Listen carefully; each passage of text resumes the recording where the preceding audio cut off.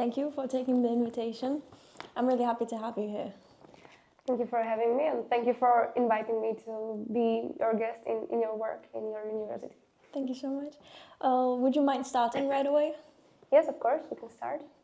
So, first of all, your participation in the decision making and making people's lives better, if we're talking about students, to be exact, is quite visible as much as your work is. And you participated as a student council president for college education, am I right? The official title in the Higher Education Act in Slovakia, it's called Student Council for Higher Education. And yes, that's precisely my position that I had for 2 years. And before that, I was vice president for academic affairs at the Student Council for Higher Education. Wow. Okay. Thank you so much. Well, let's start with the important questions. I really wanted to ask, what really got you into social science, at first? What was your first take on it? What made you want to get involved? I think it was during my high school. I'm some kind of weird hybrid because I studied at a conservatory. So my middle school was opera singing, so I'm officially like a singer. But during my time in high school, there was a huge movement in Slovakia because an investigative journalist and his fiancée were killed. And I was part of the social movement Zaslušné Slovensko for Humble Slovakia, and when I was in high school. So at this time I felt that it's really important to stand up against injustice and do something about it. And this grew into, I wouldn't say passion, because I don't think that it's a passion to be involved in social movement. It's a passion to fight for a better future and better things for us. So after this, I took part in organizing protests against fascism in my hometown. I'm from a small town near Hungarian border, from Nové Zámky, and I organized these protests against fascism, against fascist political party that had a meeting in our town square in my hometown, and this was kind of like a kickoff of this movement and my involvement in these movements, because this is the first time that it was all on me. I was the only organizer. It wasn't under some kind of umbrella or some kind of name that it wasn't broader. So my name was the one that everybody was mad at from this fascist group. So I had to go to criminal police like every second day, because they were filing like these I don't know how to say it in English, but they were going to the police and saying that I'm paying Roma minorities from villages around our city and driving a bus and taking them to the town square so that they could protest against fascism, which obviously wasn't true, and especially I don't have a driving license for bus.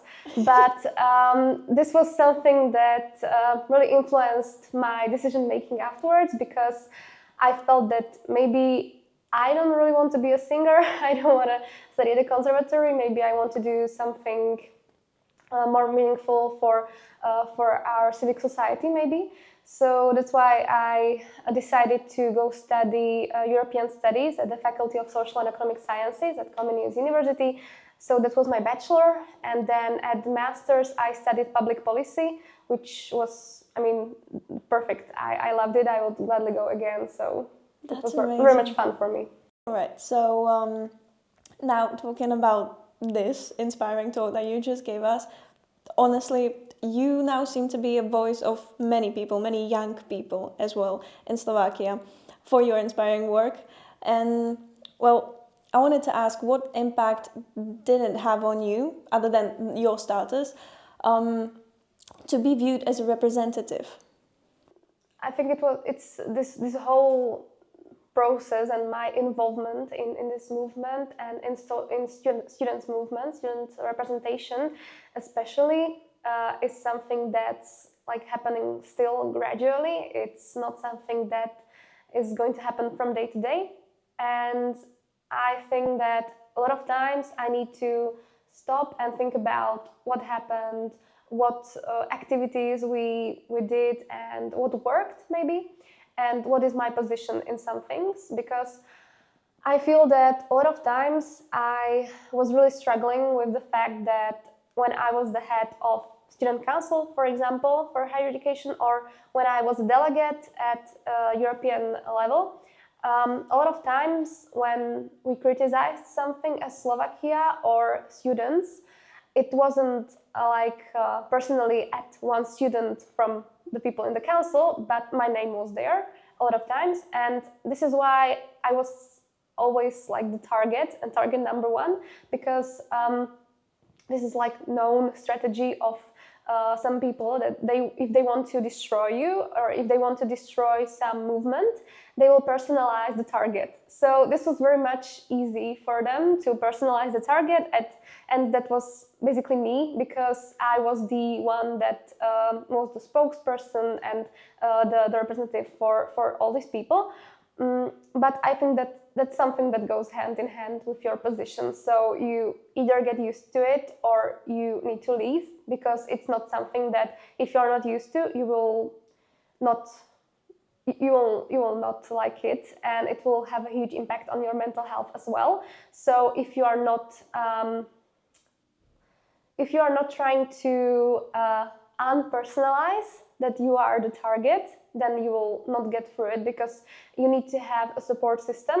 You need to have people around you that will help you go through these times, because it's not easy to see your face or your photos in some conspiracy channels on Telegram and so on and so on. So these are not fun things, but at the same time, I would say that what is fun and what is funny is the fact that these people and these politicians are so small and so scared of young people that they need to do this. So I think that this shows that student movement is meaningful, and especially in Slovakia, because we are a country where students always have been a part of big movements, and I feel like this is what we kind of like need to do. This is our duty that came to us naturally.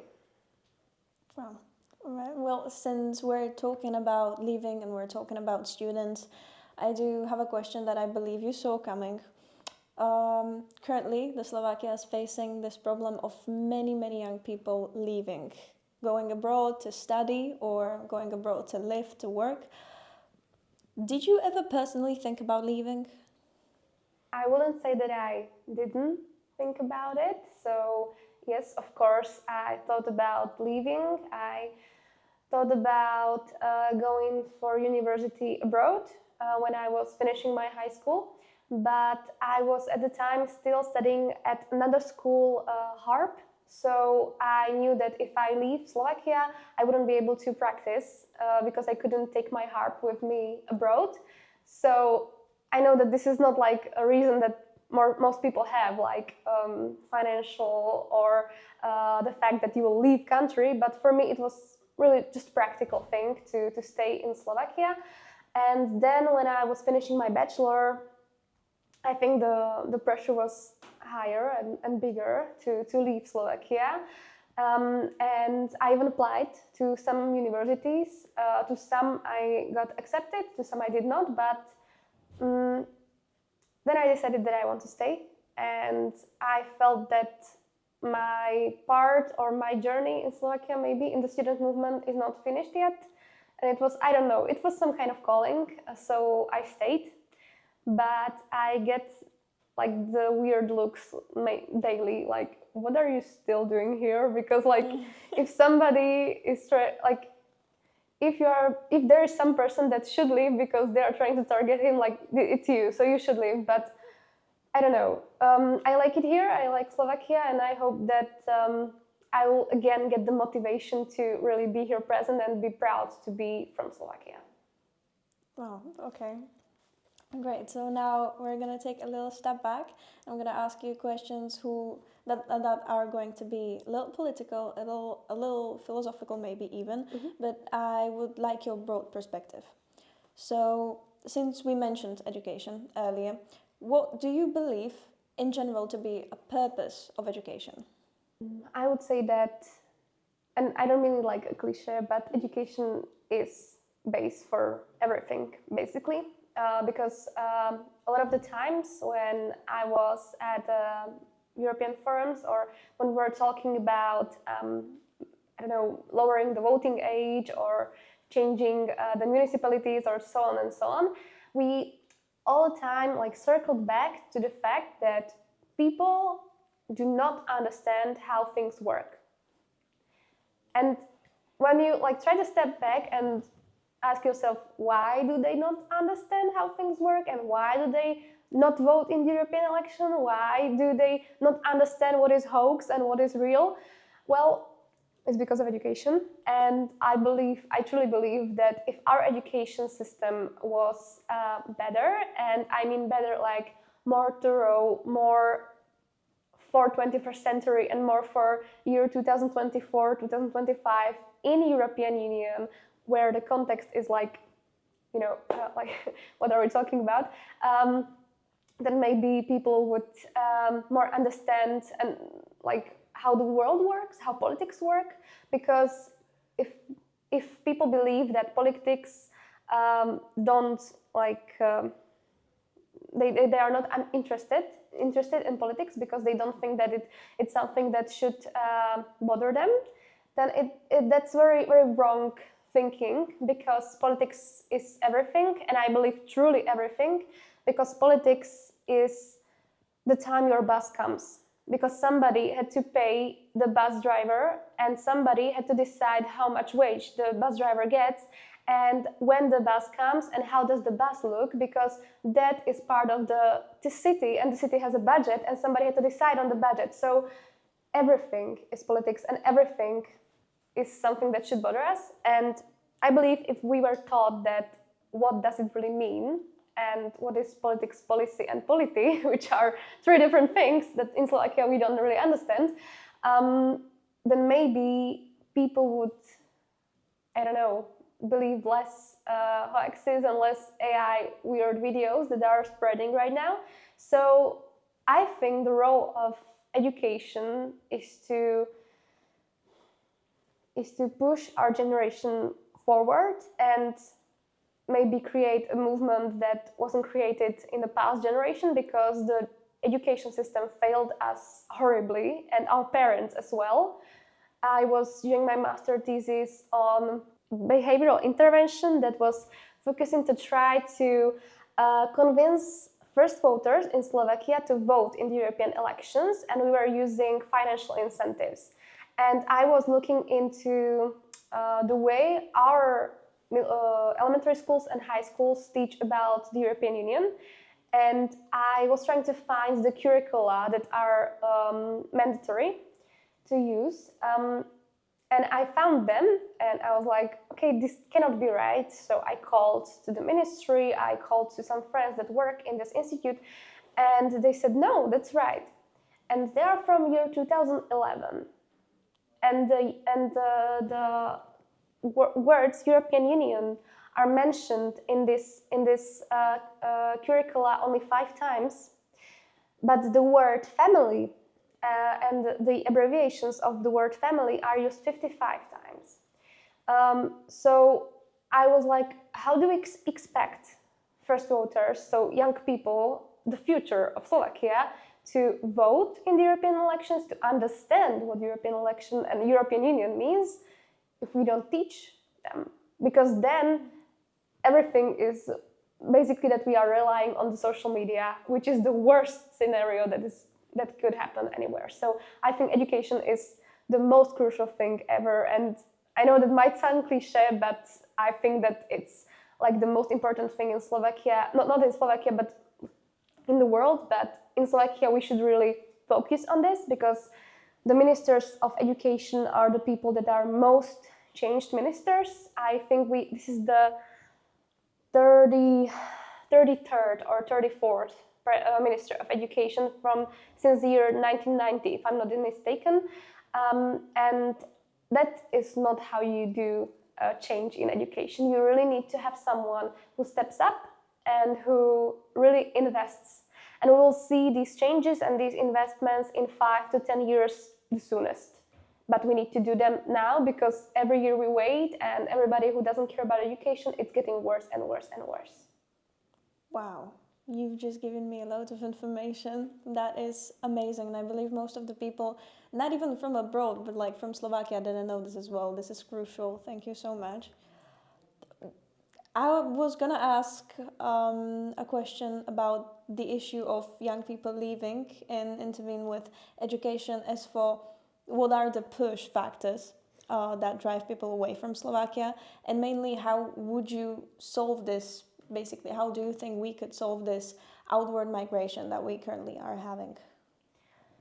So I would say that brain drain basically has been like an issue or a thing that we have talked about for, I don't know, since I remember that I'm in the student movement. So basically, I would say that each and every stakeholder or minister or politician would ask me, like, how do we tackle brain drain? What do we do? What should we do?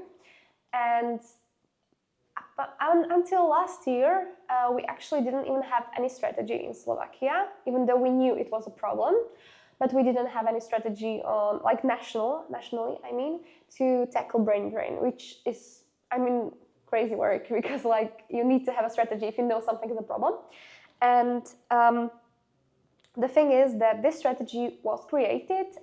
We were part of it as a student council for higher education, and it's like a white paper for the government that the former government left, and this actually should be a tool right now for the government to work on the things that they should do in order to prevent brain drain. But the thing is that we will see the outcomes in the year 2030 the soonest. So if we even started doing it right now, it will take a lot of money, a lot of energy, a lot of political will, which is really like crucial for this project, and it will take a lot of time to do. But we need to do it, and it's not like only quote unquote because of young people are leaving. They are leaving their parents, their families. Slovakia doesn't have any more young people, and the whole generation will not be in Slovakia, but they will probably be in Czech Republic. But the biggest problem is economical, and this is something that we and the team that was working on it last year tried to work on, because we thought that, okay, so how do we convince anybody who will be in the government that this is a problem and you should tackle it? Through money. So the people in the National Bank of Slovakia, they calculated how much money Slovakia actually loses per 125-year-old person that finishes school and leaves Slovakia. So he doesn't pay. They don't pay taxes in Slovakia. They don't have like their productive work and productive time in Slovakia. And each year, 8 to 10,000 people leave, right? And per 125-year-old person that leaves and doesn't come back to Slovakia, we lose 2.8 million euros per one. Wow. Because of the productive time that they would spend in Slovakia, so approximately 40 years of working in a state, in a country, so like taxes, going to buy groceries and everything that you are doing, you are contributing to GDP. And if you do it in another country, Slovakia loses 2.8 million euros per one person. And each year we lose 8 to 10,000. So this is mostly economical problem, and they should do something about it. And this is the thing that like I wouldn't really compare it to climate change, because that is like a huge problem. But like when you want to tackle climate change, right? Like, okay, I can recycle, I can bike to work, I can not buy single-use plastic, and so on and so on. But the big guys really need to do the change, because like you are just one person. This is kind of the same with brain drain. The big guys need to do the change, because if I am the one going to my friends and telling them like, listen, you shouldn't leave Slovakia because like we need you here and like you are part of the movement and we'll lose money as a state, then what is it, like I talk to 5 people and they stay, like, okay, there is some money, but it's not it, like we need to do something. So there is this document last year that was created. There are like things and results maybe that the government and higher education institutions and municipalities should do in order to tackle brain drain. And the thing is that right now my work, and I was hired on the 1st of September, right? So this was my first day of work. I was hired to do this for the government. So my job right now is to work on people not leaving. Then I have colleagues. Then one colleague is focusing on the people that left, getting them back to Slovakia. Then other colleague is focusing on foreigners coming to Slovakia, so not Slovak people coming back. And then other colleague is focusing on people that left Slovakia and are staying abroad to work with them. So like we have this department at the government's office, we are working on it, but it still needs to be a political priority, right? Because we can do some things. We are right now working on some models that our higher education institutions could use to hire our high schoolers to go to Slovak universities. But still, we have a lot of strategies right now, so we have some solutions that we could use. But if we are talking about young people as, and I'm trying to say this as politically correct as possible, if you are trying to talk about young people and students as someone who should be quiet and they are not relevant, then we are throwing our future away.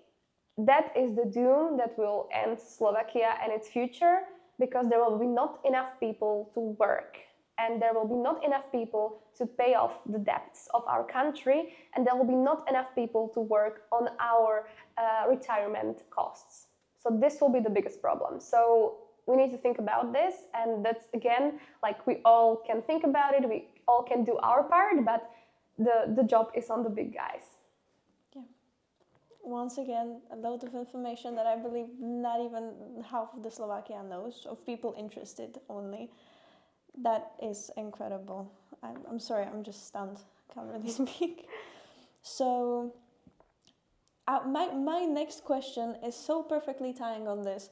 What do you think is the purpose of the government? You have just answered it. However, I would like you to just elaborate on it a little bit with the big guys. I believe that the government could easily play part in this. I don't know if you follow on social media all the time. I have these videos, reels, like jumping on me, like, oh, look, in Denmark, when I came here and I had my baby here, they offered me this, and I had tax leaves, and I didn't have to pay for anything, and they took care of me, and the state did this and this. And we see similarities, and we see a lot of these behavioral interventions to actually convince people to live in specific country through finances, because that's one of the biggest motivators that we see. And for example, in Taiwan, they had a huge problem in the 90s that people were leaving to America to fulfill the American dream, let's say, and they needed the people to come back to Taiwan because they had the same economic problem as us.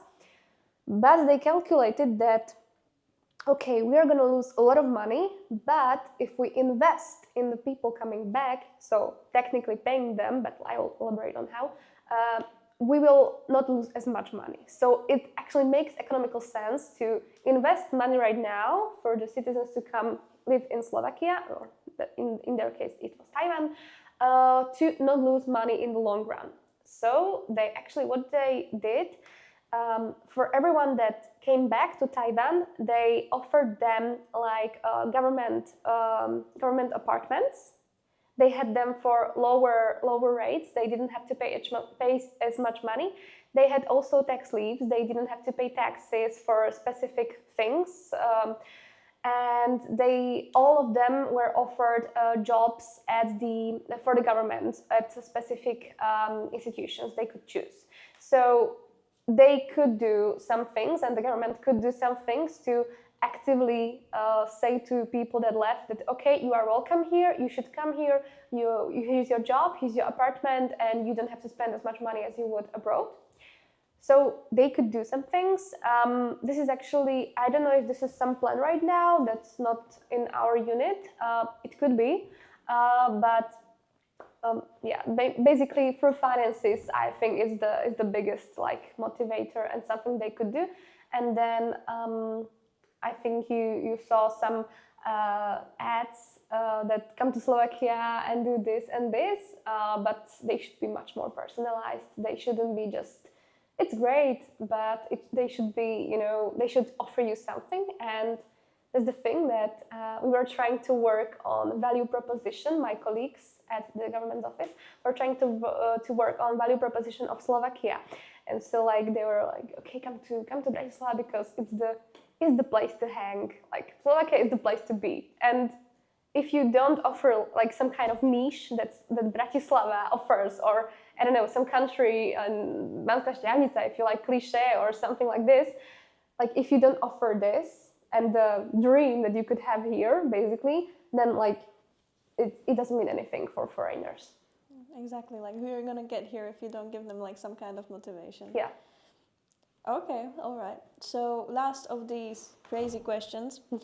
So my next question that I wanted to talk about, since we're talking about government and its work, and we are the one who elect the government. It's the citizens' basically job to choose who is going to represent them. And we have just run through like quite a raging amount of elections. And considering this, I've heard, and many people around me, I believe, have heard, that not everybody wants to use their vote. Because, for example, one of the most used arguments for this is that they don't feel like the candidate, any of the candidates, it doesn't matter the election, doesn't suit their taste. Which, well, to me, seems really paranoid, but I would like to know your take on this question. I totally understand people saying that like certain politicians don't fulfill their taste, and basically they are trying to choose the best one. But again, I would say that this is the fault of education, because it's very naive to think that there will ever be like the best politician for us, or someone that will represent us and we'll be like 100% satisfied that okay, this is the best that we ever wanted and this is what I voted for, because we need to like give up the idea of ideal politician, because oftentimes I say that politicians are our employees, and even if I was a manager and I had to hire some employees, they will never be ideal. I will just have to train them to be ideal. And how do we do this? How do we train our politicians to be ideal? That's through social movements. And I believe this is the part of social movement that is the most important, because we need to use it to train our politicians, because they need to understand that basically we are paying them because they should do the work for us. They are our employees, and that's through signing petitions, saying what we think is important. So basically, if we have some kind of forums where we can say that, okay, I don't like this, you should do this and this and this.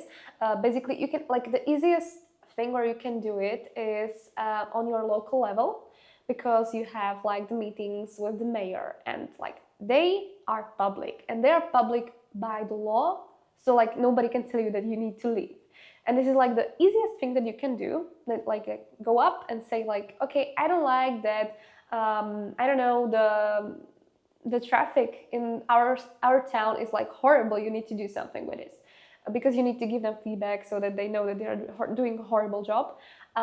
and you can actually do this on national level as well, because the committees at the national government, at the national parliament, they are actually public as well. And they are public as well by the law. Duh. So you can actually go there and you can say to the politicians that this is, I don't know, committee for education, okay? And so I think that you should work on a new law that says that citizens should, I don't know, learn about the European Union for 5 hours a week. You can say that, like, it won't happen, but you can say it. So, like, I think that we don't have enough knowledge and education about all the things that we can do to participate in the process and how we can actually train our politicians. And I mean training them in the long run. Because the higher the threshold we have for the politicians, so the more we say that I need my politician to be loyal, to be democratic, to be pro-European, to have like a really, really strong stand on special topics that I believe in. If we won't say it and if we won't show it, then the bare minimum will be the thing that will represent us. And that is not acceptable for many people. So I would say that if people are not satisfied and they say that like no one from this palette is sufficient enough for me, then choose the best one that you think. Because if you choose no one, then the others will decide for you.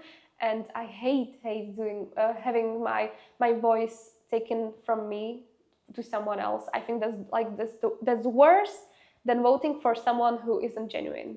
So I think that we should at least try, because nobody is perfect, and I think that's really hard to realize, even in politics.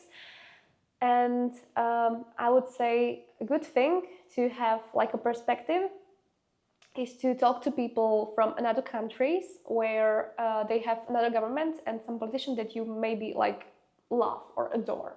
Because for me, when I talk to my friends and they are, I don't know, from Estonia, for example, and I say like, oh my God, I love your government.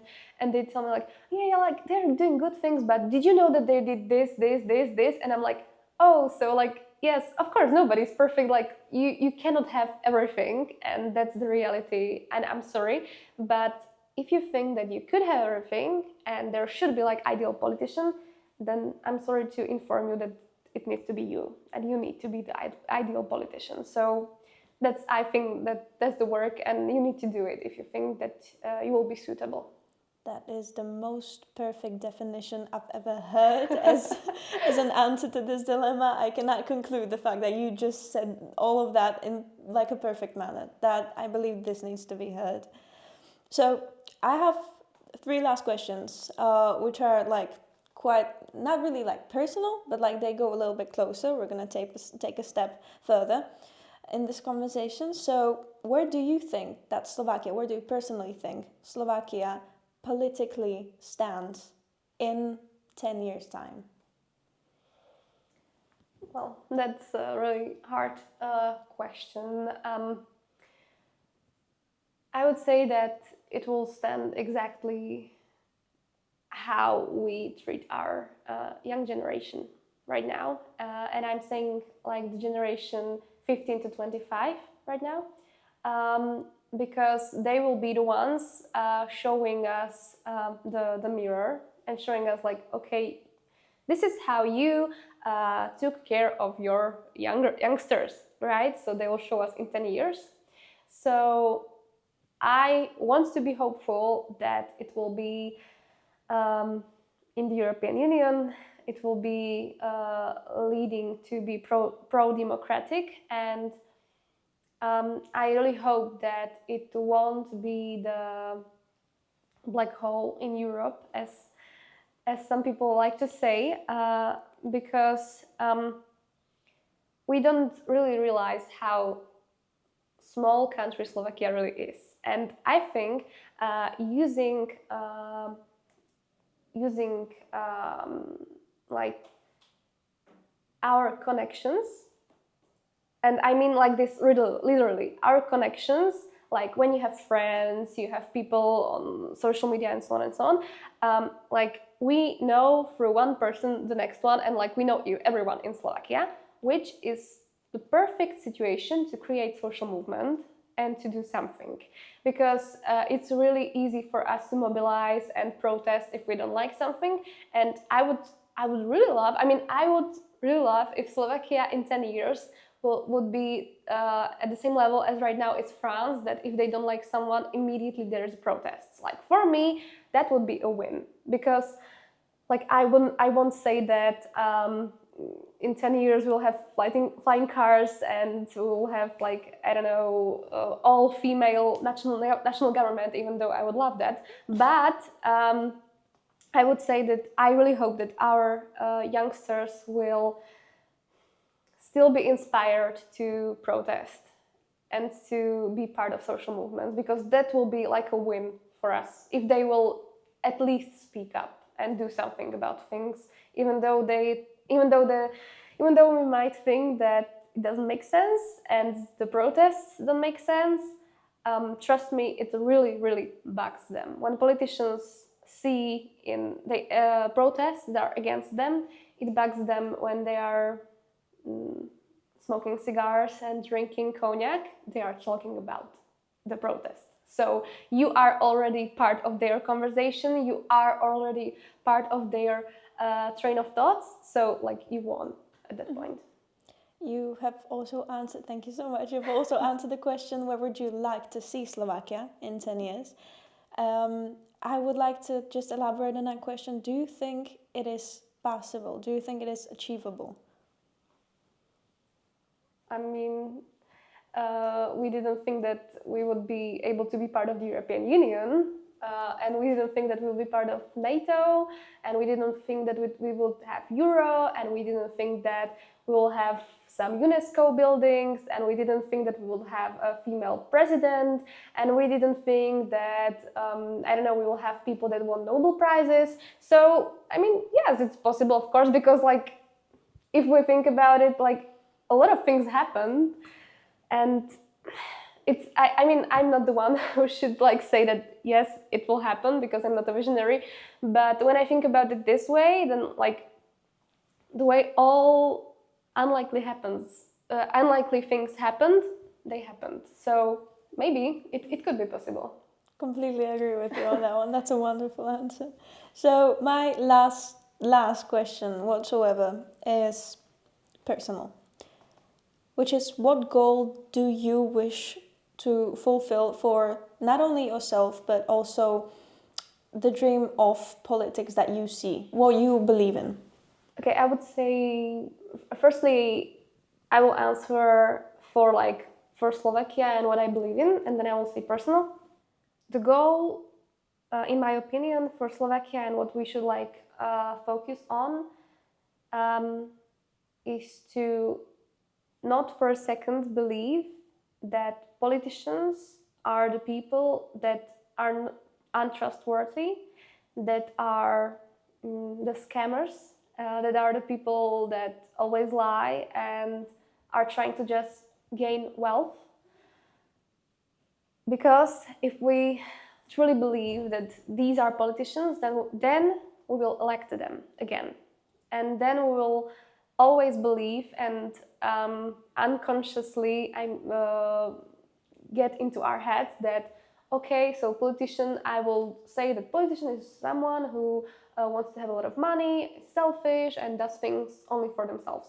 When in reality, we should still manifest that politician is someone who wants to do good work for the future of our country, even however might that sound, but it's still true, and we should still manifest this and talk about this publicly, because it's like one of the most important things. People we elect, they shape our future. So this is the thing for Slovakia and what should be like in the future. And for me, so I finished my master's 2 months ago, 2 months ago. And right now I'm I'm working. I'm in a different position than I was before because a lot of the times when we were protesting or we had a press release or we were fighting with some politician, my friends or students or politicians would say like, why are you doing this? Why are you being so pushy, so loud, and always like being present and always saying what you want? Like, we are not that way, like the adults, you know.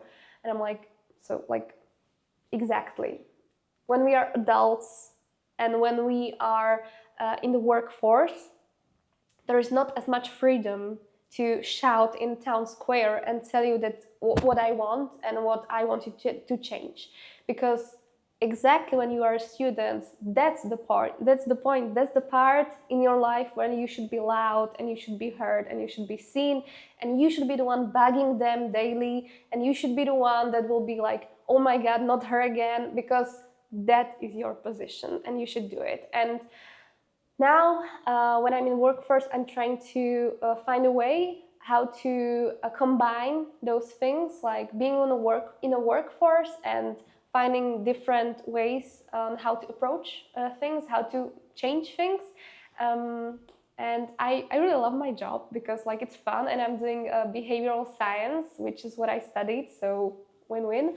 And I mean, it's really meaningful, I think.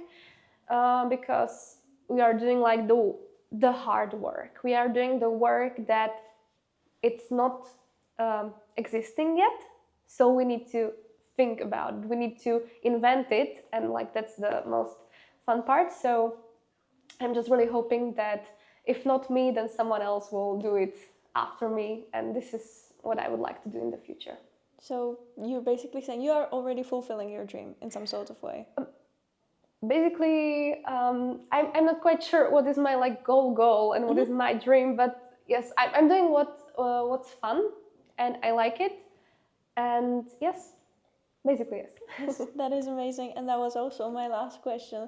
Thank you so much for attending. I believe you've widened up the perspective of many people, not only abroad but also Slovakians, and I cannot be grateful enough. Thank you so much for having me. Thank you.